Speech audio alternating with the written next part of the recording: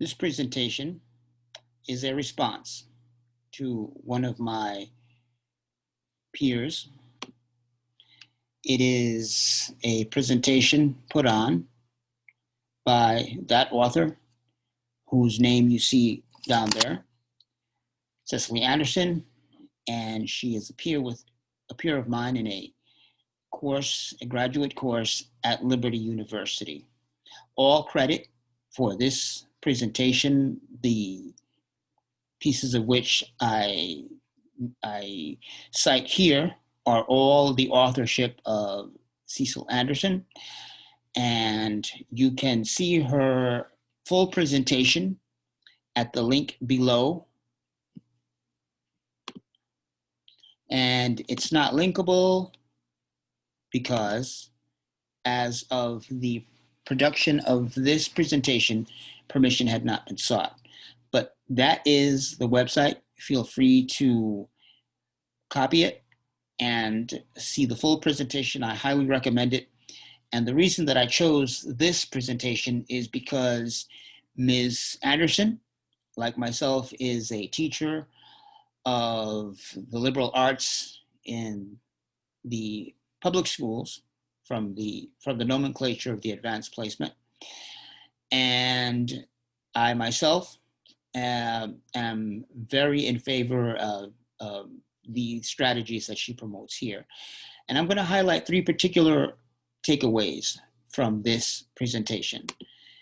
And they are, first, I want to highlight the visual strategies Ms. Anderson promotes here or cites here. I want to highlight that there is a component of competition in this. And I'm not saying that Ms. Anderson fully advocated in this order or any particular order or any particular emphasis on any of these takeaways. These are my observations solely. And third, data. We'll talk about data. I wanted to state the focus of the presentation in Ms. Anderson's own words. So today, what we're going to talk about is we'd like to provide for you a creative, innovative solution that is designed to increase student engagement and participation in any and all virtual classrooms here.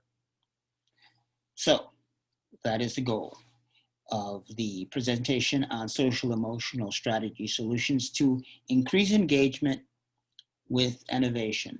And Ms. Anderson is a member of the Carver Academy, the Carver Solutions Center, Carver Center, excuse me. And her particulars will be at the end of this presentation that you'll see there. And so the first one we will go into is visual strategies. But incidentally, you do see her email address down toward the bottom, and you will have my email address as well to contact me, but really she is the expert here. This is her presentation. Now, what you're seeing here is, let me start with this one. This is a visual.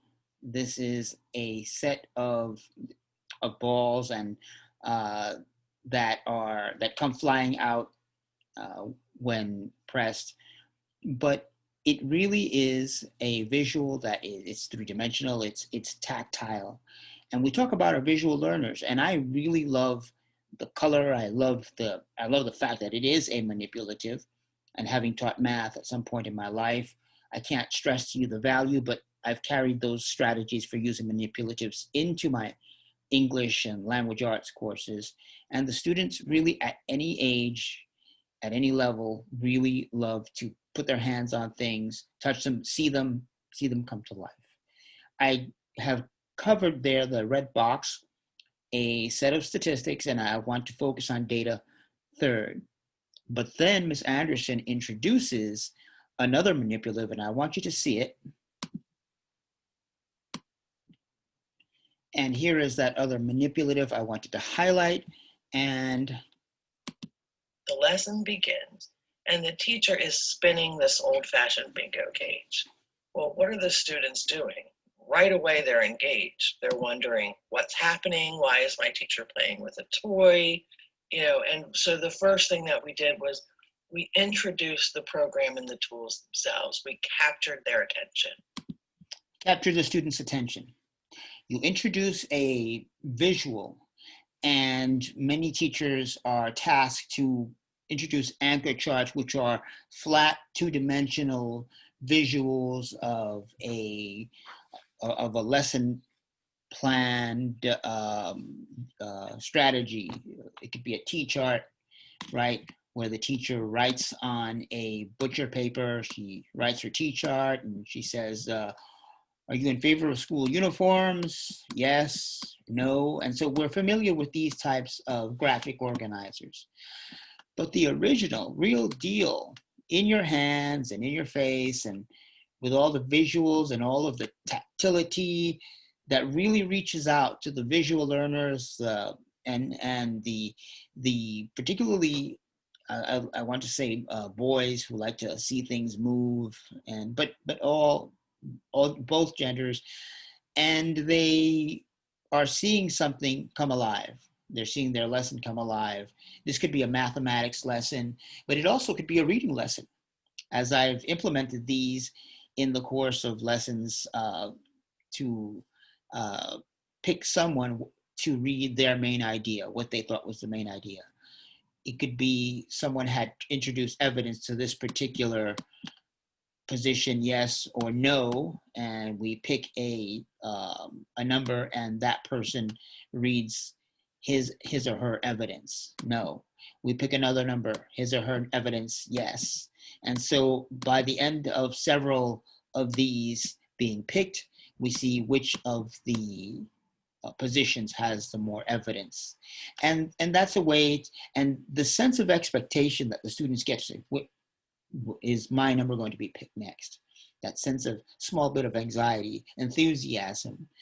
And it could be completely anonymous, because we'll only be picking numbers, matching them to a submitted paper, and reading that particular evidence and putting it on the board. Or they could be corresponding to stickies, post-its, where we take a number with the post-it, we put it there, and it can be completely anonymous. But the visual nature of it, and also one more thing I must add, the nostalgia, because no matter what age, I think a lot of learners have seen this type of visual. I mean, even you'll still see this in some state lotteries, that you'll see the number of the day being picked out in one of these. So, and again, this is just an example. You saw the earlier example. I really love the way Ms. Anderson really drives home these visuals, these manipulatives. Here's another example of a drawing, a drawing event. And again, all of these slides are from Ms. Anderson's original presentation. Again, we've given you the web link, and you can go yourself and see this presentation as Ms. Anderson illustrates it. I don't want to take anything away from her. But then this is another one. This actually looks like one of the at one point the state lotto for, I think it was Texas, would actually have one of these. I don't know if they still have it, but not everything's gone digital, and thank goodness, because again, this visual, the sense of tactile, but if you can see the tickets there, Miss Anderson, kudos to her getting these tickets. Is again, there's a sense of nostalgia. Doesn't it look like one of those arcade Six Flags kinds of tickets? You take one of these and you go to a ride. And again, the sense of expectation when this is tied to notes, to submissions from students. It's just that visual nature and the tactile nature combined together really do as Ms. Anderson says, and she's got data to back it up, that it increases engagement. And one more thing, the background to this was Ms. Anderson explaining to us that this happened in the context of the observers joining the class, the online virtual classes, and gauging that engagement just wasn't happening, right? It was happening at such a low level, something had to be done. So that's the background, and that's particularly what I keyed in, because I am at that point myself where I am teaching online, and I'm teaching hybrid courses where the students are now coming in. Some students, based on a formula of last name and day of the week, come in. We tend to those students. We engage. We have to engage those students. We're being assessed, evaluated on how well we engage those students. At the same time that we are being monitored for how well we balance that with the engagement of the other students. And the online students, you say, well, how are they going to touch this? How can they? It's the visual. Remember that Miss Anderson is focusing here on visuals. It's great that those students in class have these manipulatives, because it does drive engagement, and it gives a sense of enthusiasm for the ones that stay home to say, wow, look what we're missing out on. Because we really want those kids to come into the classroom. Now that they've been allowed to come, not all of them are coming because they've been given the option in my district, which is a district in Dallas, a district in Texas, where they're given the choice. And so it's hybrid for now. Here's another great visual, and you might say looks like something that's childish, but kids at middle school and kids at high school, they get a kick out of these colorful little things. And you'll note that this slide, again, I did not manipulate any of the slides, mentions something here. It mentions collecting data. So it's not just about showing a visual, having a manipulative, but all the time, Miss Anderson, credit to her, bases what's going on here, on data that is being collected, on the engagement, on how well students are engaging in these, with these manipulatives, with these visuals. Here's another one. Here's another one. And again, that comes with another task, which I will talk about later, because again, this is all gathering data in a formative assessment according to Ms. Anderson, which in the parlance of public schools, formative assessments are those that are not a paper and pencil test, not a multiple choice test, but actions or quizzes or some sort of assessment, some sort of a quiz that is done day to day, and not an actual test that is going to be put for a grade, but it could be part of a series of actions that eventually do get graded, and as opposed to a summative test. Which can these be summative? Look at the numbers. Look at the numbers on these particular manipulatives, and you could probably gauge some sort of measure for a mathematics test. But again, we're talking about literacy here.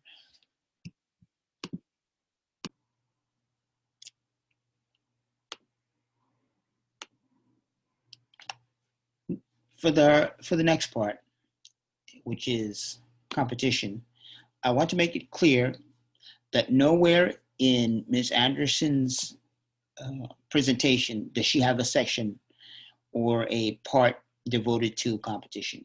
This is my own extrapolation. This is my own musings on what I see in this, perhaps as either the potential or what I read into the use of these visuals. And by the way, if you're listening to our podcast and you're not able to actually envision what some of these look like, again, I encourage you to seek out the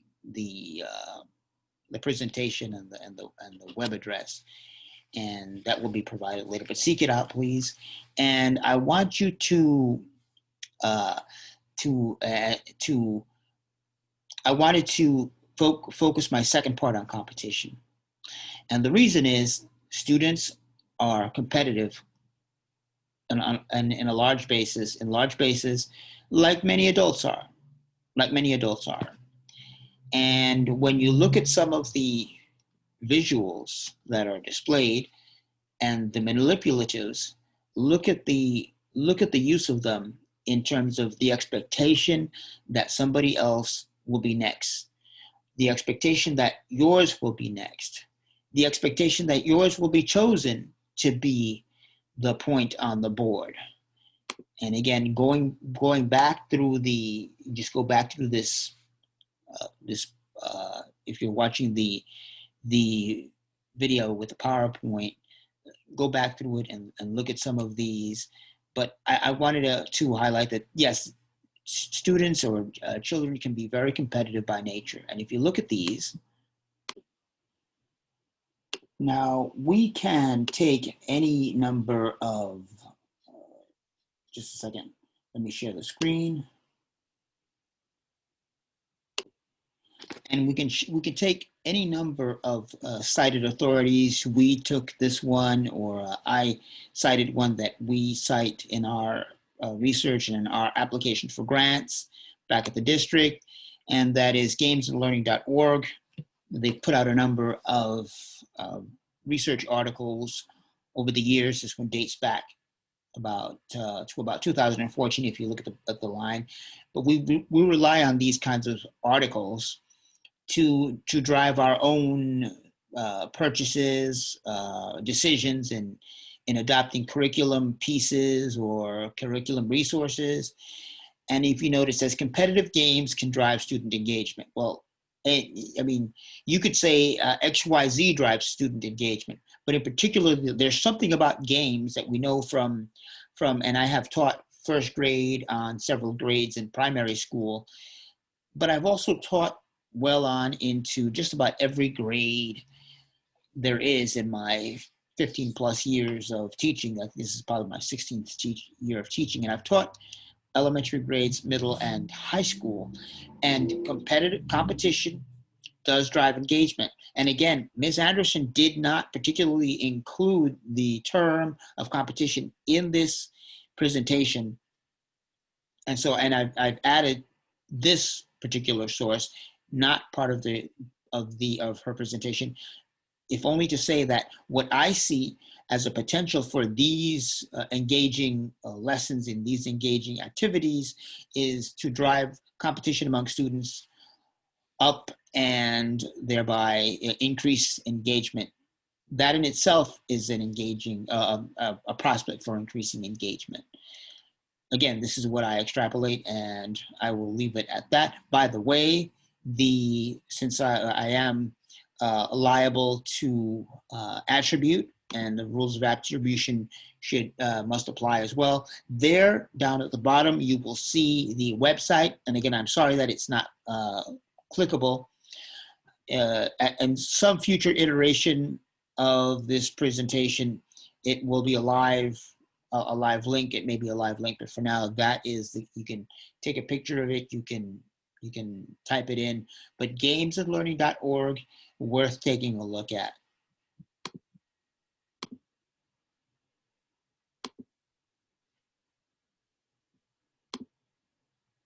Data. And from the very outset of my teaching career, I have been learning about data in education, and in particular this phrase, data drives instruction. First, Ms. Anderson states from the very beginning that these data are the results of an action research project over the course of a month. So, basing it in research, Ms. Anderson wrapped up her research here, her project here, her slides here with data, and she shows it in each slide. And the slides speak of the data, but the narration goes more into depth into how the data fit into the activities. Now, in this talk of data, my attention was particularly drawn to this slide, and this is near the beginning of the presentation by Ms. Anderson. And we take a look at this one over here, and again, we said data drives instruction, or I said it, and this is part of the culture at Dallas Independent School District. But look at this one here. A complaint that Ms. Anderson points out by some teachers is education's looking more like a business than a community of learners. Now, if we focus so much upon data, isn't that what businessmen do? They look at the bottom line, and sometimes you get the sense, and I think this is beyond the scope of the presentation to speculate on what this particular quote means. But it's interesting she points that out, that this is the observation. How can we therefore get our numbers, our data crunching to appear more of something that drives instruction than drives a business model? And I thank Ms. Anderson for pointing that out, that there is a distinction to be made. She makes the distinction in these activities promoting engagement, the engagement then giving us the data, which shows that this increased engagement improves instruction. It's formative assessment in nature, so it improves students' test taking and eventually testing achievement. And let me go to the next slide. And we are back at this curious looking, what Ms. Anderson calls a lottery style machine, and the one where the balls are flying out all over the place and students are getting excited by the manipulativeness of it, the visuals of it. But I want to point out what Ms. Anderson calls the good news in all of this.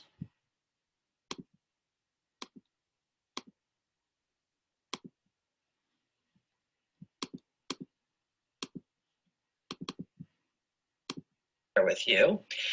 The action research project that we've all been talking about, being conducted by our history department teachers, has been going on for a month, and we have our collective results. So before we talk about how it works, let's just take a moment to understand that we discovered it does work.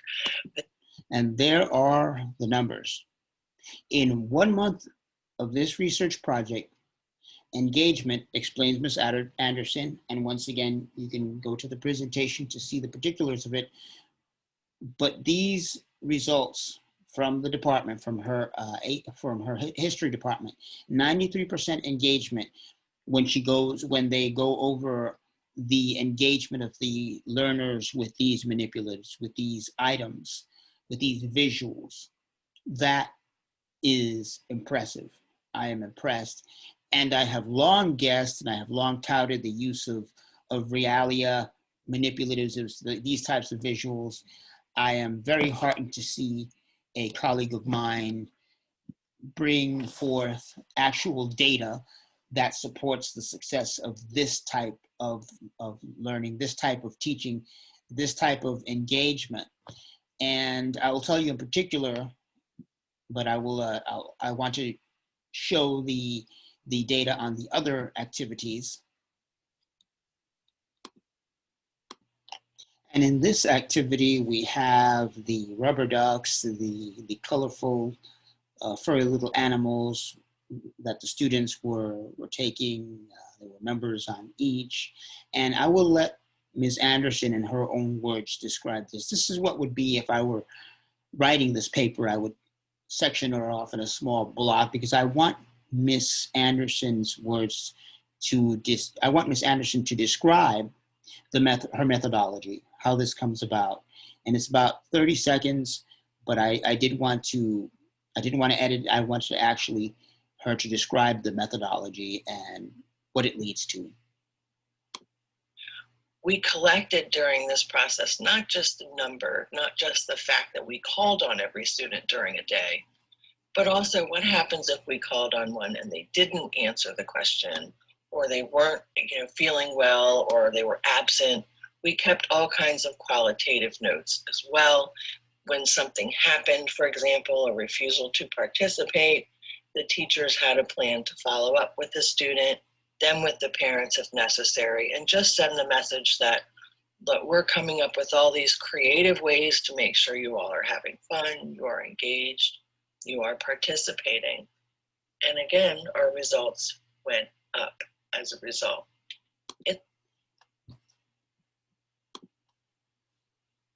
And those are the results. That data is driving instruction, but it comes from somewhere, doesn't it?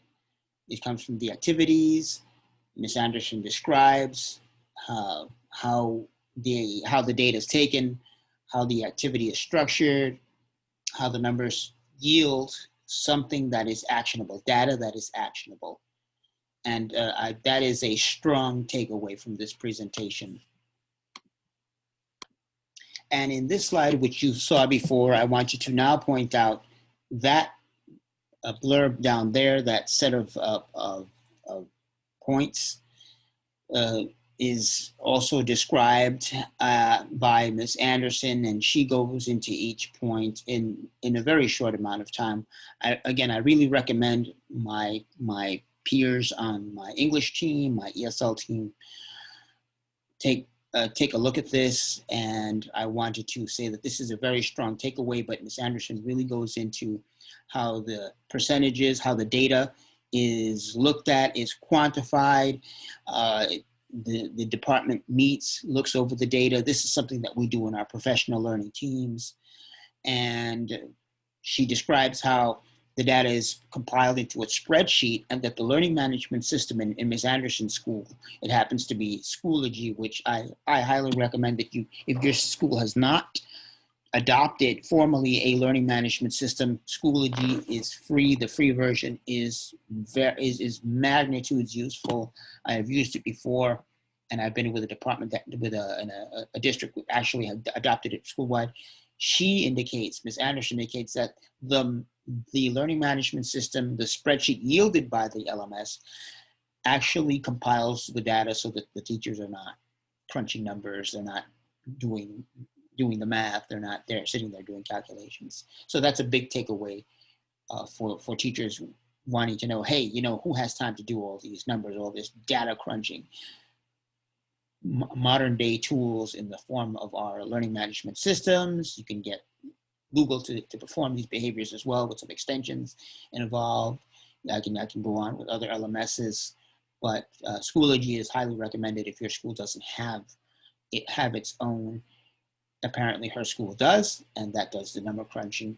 And then, very importantly, for those particularly in special education department, but also even in the English departments, my particular department, English is a second language, English to speakers of the language that you know so well, we are constantly tasked to modify instruction, to have these modifications for our visual learners, our auditory learners, our kinesthetic learners. Well, it's all here. And these activities can, once you see the data, then Ms. Anderson describes how the modifications come into play. But again, not wishing to take anything away from her, this is her show, and I recommend you look back at that website address, which we gave you earlier. And here I'll end my commentary, and with special thanks to Ms. Anderson of the Carver Center. Thank you all for listening.